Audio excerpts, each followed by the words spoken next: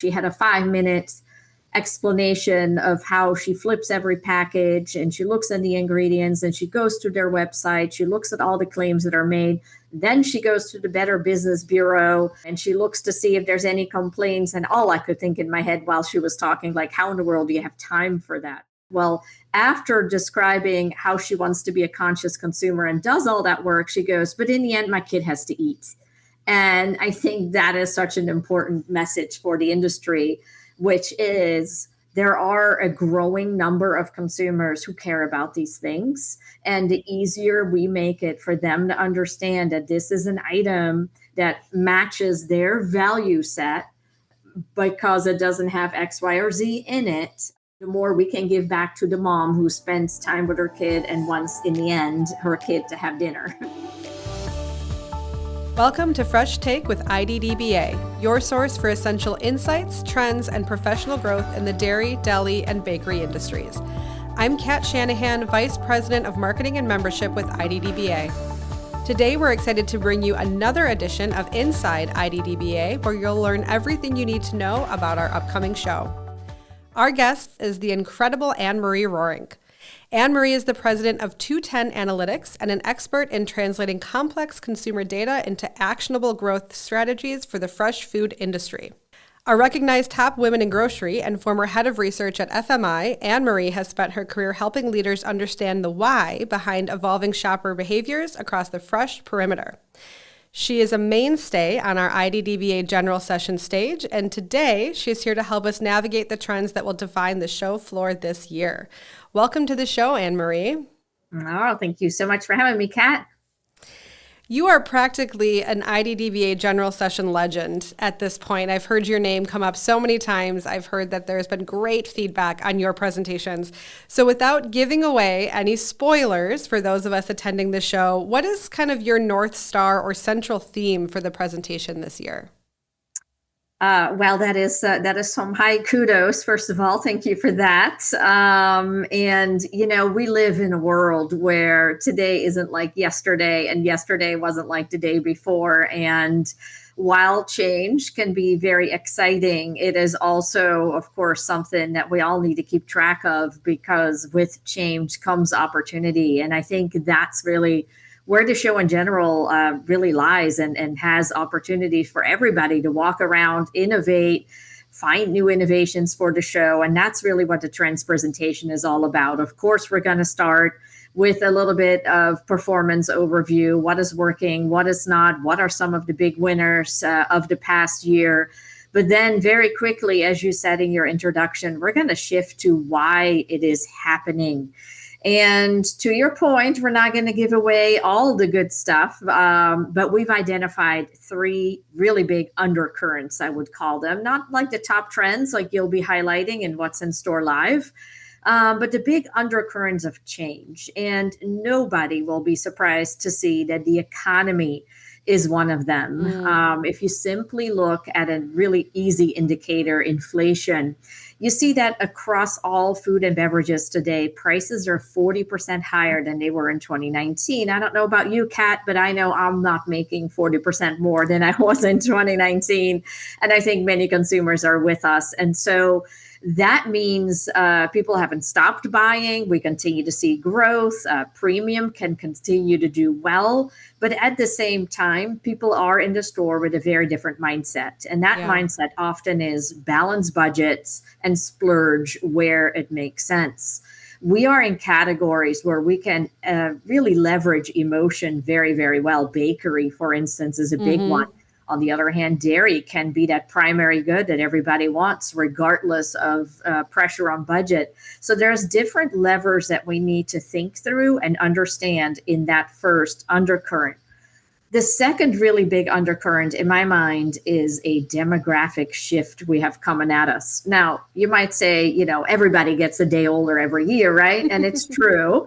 But we've reached what I would describe as an inflection point where the silent generation is very rapidly exiting the marketplace on the high end of the age spectrum, and boomer spending is also starting to be flat to down. What that means is that younger generations have to start offsetting that loss of revenue And in some cases, they are more than offsetting it. And I'm thinking, for instance, about tortillas or unique baked goods, Dubai pastries, those kinds of things. But on the other hand, there's categories that are not as excited to Gen Z and millennials. And of course, that also means we have to understand that. So as we're seeing dollars moving from those older generations to Gen Z and millennials, we have to truly understand how different they are. Yeah. Do they shop in different places? Do they shop at different times? Do they research what they're going to make in different places? Do they celebrate their birthday in a different way? So there's a gazillion questions, and that's one of the three buckets we're going to look at. And then we're going to really finish it up with health and well-being. We saw that get a completely different definition during COVID, where it moved from a strict, is this good for me functionally, to more of a balance between health and truly well-being. So is it good for me from a functional health, but also that emotional well-being piece? And that, as you can only imagine, is where bakery lives very, very heavily, especially our beautiful perimeter bakery, so embedded in special celebrations and just doing something nice for yourself, for your family. And certainly we're seeing some of that come back into deli cheese, deli meats, etc., where sometimes it's functional fuel, if you will, and other times it's very much part of celebration. So those are the three buckets. And I feel like I've been talking for 5 minutes now, so I'm going to kick it back over to you. No, I think that's really great. And I like how you're talking about it as kind of the undercurrents for change. We hear a lot about trends. You mentioned What's in Store Live. We're going to be showcasing the 5 trends that we put out. But I love that you're thinking about it and sharing with our audience in terms of what is driving the changes that we are seeing and how can we use that information to start thinking a little bit differently about how we forecast and how we plan. For sure. Yeah. I think the best thing we can do when there is a lot of change is understand what is driving it, because that is really the only way to look a little bit into the future. None of us have crystal balls, obviously. But if you look at what is driving the change and why, we can start to understand a little bit better. Do we think the economy is going to be better 6 months from now? Probably not. So we're probably going to continue to see the trends that are driven by that affordability piece continue for a little while longer. Obviously, the whole demographic piece, we're not just flipping the page, we're entering a new chapter on that one. And there's so much to unpack just in that demographic shift alone that I could probably talk about that for 2 hours, but I'm going to bring it back to you. When you think about these 3 undercurrents that you mentioned, can you think of a word, or I'll give you up to 3 words since there's 3 undercurrents that describe the 2026 consumer? Exciting, stressed, conflicted. How's that? Ooh, I felt all of those. I felt all of those in my soul. Now I'll conflicted. Look, there's a lot of people who would love to buy organic, who would love to buy grass-fed deli meats or organic yogurt or what have you. But at the end of the day, you only have so much money at certain households. And so conflicted in the sense that sometimes the way you wish to buy is not the way that you have to buy. Now, it's still very important in my mind to understand how people wish to buy, because at some point, more than likely, as we age, we tend to grow in our career, and our ability to spend according to our values tends to improve a little bit. So it is always important to me to document the gap between how I want to spend and how I have to spend, but it also foreshadows the future a little bit.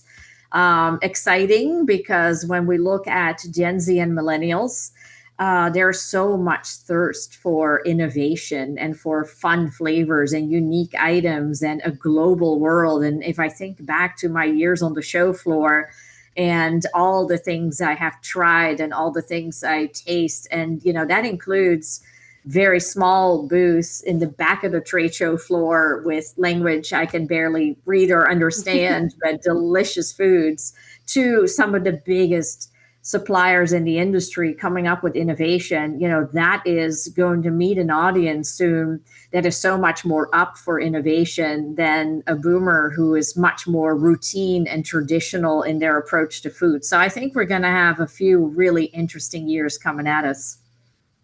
Absolutely. I appreciate what you're talking about in terms of being conflicted. I think, sometimes there's the financial piece of it. You can't spend money the way you want to spend money or invest in certain food items the way that you would, but there's also a convenience part of it where, as you mentioned, we're busy, we're working, we're being pulled in a lot of different directions, and understanding that I may want a product that is not at the most convenient store. And so I'm going to forgo that because I want to make one stop on my way home instead of two stops on my way home.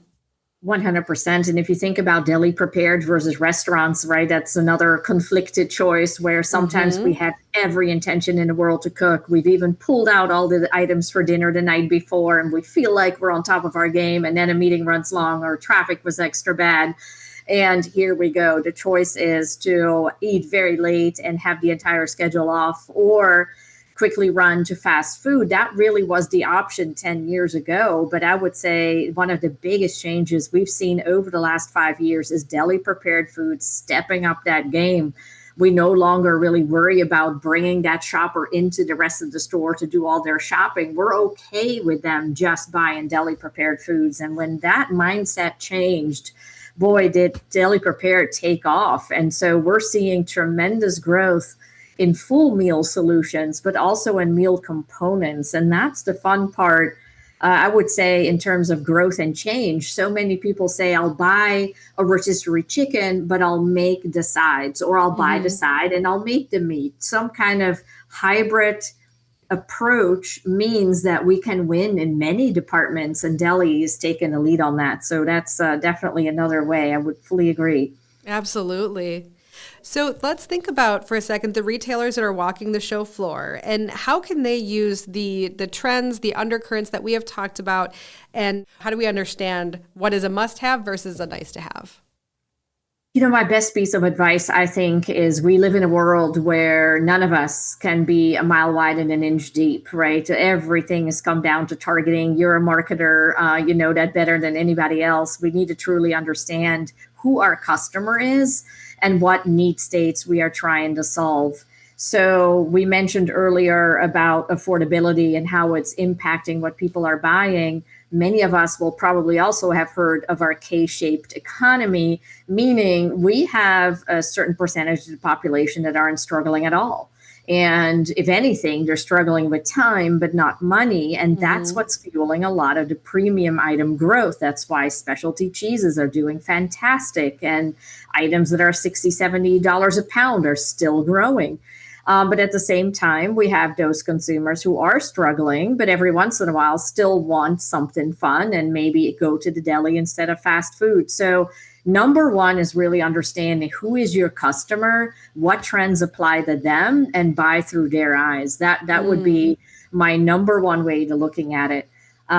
In terms, and that really goes back to that affordability piece. In terms of the demographics, that's another really interesting one, because if you think about being an urban store with much younger audiences versus, say, a rural store, the same items are not going to work. So it comes back down to understanding your consumer. But in general, what I have learned walking many trade shows is oftentimes I'll bump into, let's just say, a bakery person or a deli cheese person, and they try to find only the deli cheese or only the bakery booths. And I always tell them, visit everything, because what you're going to figure out is that if you do go to deli meat or you do go to another vertical on the show floor, you might see some really interesting cross merchandising that you would have never thought of. Or you might see packaging that you can bring into your particular category. So, of course, focus on your category, but do not skip the other ones simply because they sit in a different vertical. And then my other big one is always don't cut corners. And I mean that quite literally and figuratively. Oftentimes the big exhibits, regardless of the trade show, tend to be in the front and in the middle. And the back corners tend to be your what we call in the industry, your 10 by 10s. And sometimes after having walked 20,000 steps on day one, you might think, well, maybe I'll skip those. My advice typically is, start in those corners because those tend to be the ones that have the innovation, that are brand new to the marketplace. And if anything, with that Gen Z and millennial dollar coming in, we need to look at innovation because that's oftentimes where a lot of the growth is sitting. Absolutely. Is there some specific ingredient or category that you think is going to be essential in that innovation? Is there kind of a sleeper item that you're thinking might appear in those corners at the show? Well, a not so sleeper item would probably be protein. I'm really expecting to see a lot of protein integration, a lot of protein call outs. Protein's been the hottest diet for the last couple of years. Now, layer onto that the GLP-1 effect, layer onto that the new food pyramid that really focuses on protein, regardless of whether that's animal protein or plant-based protein. So I think we've seen a lot of protein over the last couple of years. I think we're going to see double as much protein. I think GLP-1, I'm expecting some exhibitors to start calling out GLP-1 friendly properties. So of course, in part that is protein, that is fiber, but also portion sizes. And that's a really interesting one. If we think back to our undercurrents, portion size can really work for all of them. And the reason why I say that is we think a little bit about a more indulgent item, that health and well-being, everything's permissible, but maybe in a smaller portion size. So that works for that. If we think about affordability, a smaller portion brings it down to a price point that makes it more accessible to more people. But also, it actually goes back to our demographic undercurrent in the sense that Gen Z and millennials love little plates. They love trying a little bit of everything versus buying a piece of cheesecake that lasts them a week, right? So the idea of smaller portions, it plays into so many trends that are out there right now. But more than anything, I think we're going to see a lot of global trend innovation. Korean is red hot. But I think we're going to see global just come back in very big categories, whether that's donuts or cookies or what have you, and traditional exhibitors also getting into a lot of that global and convenience, et cetera. So I'm super excited to see what the industry is going to deliver. I am too. And a lot of what you've mentioned so far, I've heard in conversations as we plan What's in Store Live, which you mentioned. What's in Store has 5 trends this year, which are homemade, modern made, healthy-ish indulgence, taste the discovery, lighten the load, and clean, simple ingredients. I've heard you touch on a lot of the themes that are within those trends. And I'm curious from your perspective, which of those have you seen have the most dramatic shift in the last 12 months? What do you think we'll be seeing?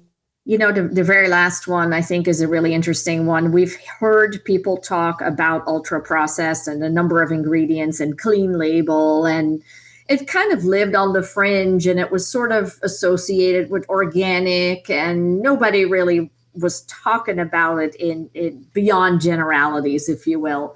I think what has happened over the last 1 to 2 years is that there's been a lot more focus on what is in the food in addition to what does food do for me. So the food do for me, we've seen that now for a number of years, but the exact ingredients is where that lens has moved now. And of course, a lot of that has to do with states like California going after certain ingredients that can no longer be included within a limited amount of time. That's taken a run on all things natural colors versus artificial colors. But I'd say it exceeds that trend in that a lot of consumers, when I talk to them, when you say, what does ultra processed mean to you? And oftentimes they say, well, not a ton of ingredients or a short list, but also the type of ingredients that are on that list. And the things that they always say is, can I pronounce it? Or is it one of those chemical names that I trip over 5 times before it finally comes out? And are they items that I have in my kitchen cabinet? That to them is also kind of a bar to say, if I have them, then it must be simple, because that's their definition of simple ingredients. So Right. I wouldn't be surprised that we're going to see not only new items with that positioning of clean and simple, but we're likely also going to see some items that have been in the marketplace and are massive sellers, but are starting to address some of those concerns relative to ultra processed and perhaps replacing some of the ingredients that they've always been using. Absolutely. I've heard all of those phrases from friends of mine when they're trying to eat clean, eat healthy, thinking about, can I pronounce it? Is it in my kitchen cabinet? So all of those things I think are very realistic struggles for people right now. It is. I was interviewing a lady in Denver. She was part of my video series, and she had a 5-minute explanation of how she flips every package and she looks at the ingredients and she goes to their website. She looks at all the claims that are made. Then she goes to the Better Business Bureau and she looks to see if there's any complaints. And all I could think in my head while she was talking, like, how in the world do you have time for that? Well, after describing how she wants to be a conscious consumer and does all that work, she goes, but in the end, my kid has to eat. And I think that is such an important message for the industry, which is there are a growing number of consumers who care about these things. And the easier we make it for them to understand that this is an item that matches their value set because it doesn't have X, Y, or Z in it, the more we can give back to the mom who spends time with her kid and wants, in the end, her kid to have dinner. So absolutely. This goes right. I think this is a perfect illustration of your conflict undercurrent at the beginning. I want to be able to do all this research. I want to feel comfortable. I want to feel confident. And I don't want my kids screaming in an aisle at the grocery store while I Google all of these ingredients and check the Better Business Bureau. That is the definition of conflict for a lot of people. 100%. Yes. So I think we're going to see a lot of that. And with it, I would say an extension, a continued focus on packaging as well.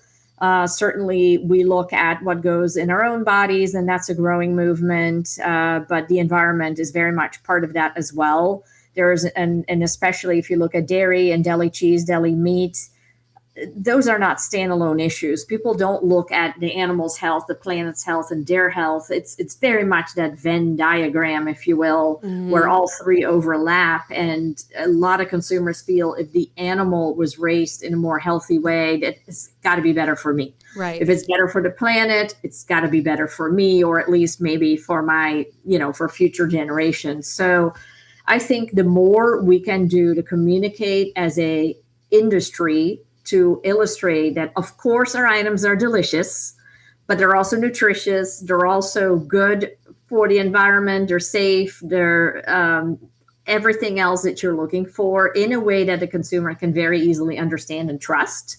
I think that would be a big win for all of our categories. Absolutely. I have often heard you talk about how much fun you've had at the show, what a great experience it has been for you. Is there something in particular that you're really excited about to see again or to experience for the first time this year? I always love walking through What's in Store live. To your point, you have identified the trends that sort of come out of the undercurrents. So I think the general session together with What's in Store live is really going to provide a why is it happening? And by the way, this is how it's manifesting itself in the store. So I think that's going to be fantastic. I would encourage everybody, if your feet need a break, go to the education on the show floor. Always great hits there as well. And I'm really just simply looking forward to all the innovation. I oftentimes reflect on every category has big sellers, and we cannot underestimate the impact of that, right? Mm-hmm. But at the same time, we live during times where consumers are financially stressed and our unit sales aren't automatically growing anymore. And that means we really have to up our game in cross merchandising, in finding those items that delight and surprise. And there's no show that does that better than the IDDBA. Well, we appreciate the kind words. I'm curious if you can give everybody a little homework assignment. I've heard you mention some great tips, not skipping the back corners. What homework assignment would you give to attendees so that they can get the most out of the show? All right, I'll give a very good one. Bring good shoes. Yes. Yes. Yes, bring different shoes with different pressure points for sure. But homework assignment, honestly, I think the most important part is don't just start in aisle one, booth one. Have some homework before you go to really understand how big this show is and how much you can get out of it, so that as you're walking the show, you integrate education, you integrate what's in store live, and you have an opportunity to see every single exhibit. So getting prepared, I think, is extremely important to get the most out of the show. And as a compulsive planner, I completely agree. Well, there you go. I'm sure your agenda is set. Oh, I'm working on it. Yes. Well, thank you so much for joining us today, Anne-Marie. It was a pleasure to chat with you, and I'm very excited to see your trends report at the show. And to all of our listeners, it is not too late to grab your badge and see us in Orlando. As a reminder, our retail members attend the show for free, so grab your badge and become a member and hear more from Anne-Marie at the show. Fresh Take with IDDBA drops 2 episodes a month on the first and third Tuesdays. Our next episode will feature a few last-minute tips and tricks as you finalize your plans for Orlando. To ensure you don't miss that episode, hit the subscribe button on your favorite podcast platform. Thank you for tuning in to Fresh Take with IDDBA.